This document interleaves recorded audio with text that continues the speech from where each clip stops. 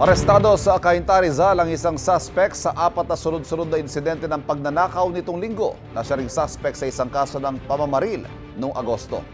Aminado siya sa pamamaril pero no comment siya sa akusasyong pagnanakaw. Laging una ka sa balita ni EJ Gomez, exclusive.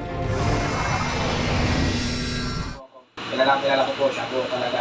Ito yung magkasang turdo na kinukuha yung turdo at pinalo ko ng sa ulo. Nangyari iyan sa presinto sa Cainta, Rizal, kung saan 4 na tao ang nagturo sa lalaking suspect na nang hold up at nagtangkang magnakaw ng kanilang motor. Ayon sa pulisya, sa loob lang ng 1 oras, nakapambiktima ang suspect na si alias Angel ng 4 na beses sa Barangay San Andres at Barangay San Juan nitong linggo. Una raw na i-report sa pulis ang pang-hold up sa isang babae.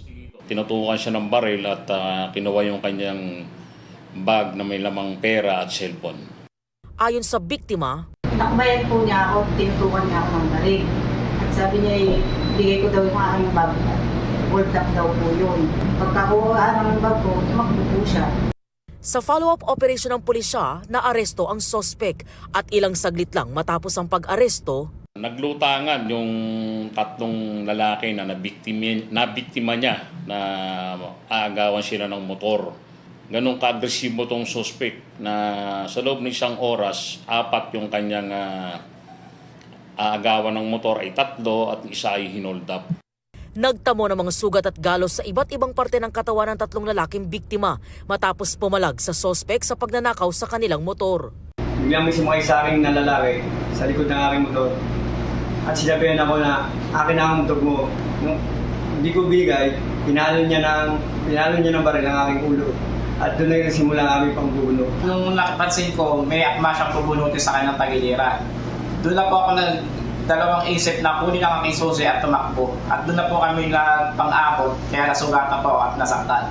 Dahil naghabulan po kami. Pilit niya nga gawin yung motor ko. Nung hindi ko binigay yung susi, yun. Bigla niya na ako pinagsasapak. Napag-alaman din ng pulisya na ang arestadong suspect ang siya ring suspect sa pamamaril noong Agosto sa mismong lugar kung saan siya nakatira. Meron siyang binaril dyan na isang kaibigan niya na nagkaroon sila ng pagtatalo at doon na yung binaril niya ay nasugatan. So nung pagkabaril ni alias Angel dyan sa kanyang kaibigan, siya ay nagtago sa probinsya, nagpalamig. At saka ulit bumalik dito sa bayan ng Cainta. Nang tanungin tungkol sa pang-hold up at pagnanakaw ng motor, sabi ng suspect, No comment po. pero aminado siya sa pamamaril sa kanyang kaibigan. Dahil lang po ng matinding pagsiselos. Sa records ng pulisya, dati nang nakulong ang suspect dahil sa mga kaso ng pagnanakaw, carnapping at illegal na droga sa Cainta, Pasig at Batangas. Nakadetain sa Cainta Municipal Police Station Custodial Facility ang suspect na maharap sa mga reklamong grave threat with the use of firearm, physical injuries, and robbery with intimidation. Ito ang unang balita. EJ Gomez para sa GMA Integrated News. Kapuso, huwag magpapahuli sa latest news and updates. Mag-iuna ka sa balita at mag-subscribe sa YouTube channel ng GMA Integrated News.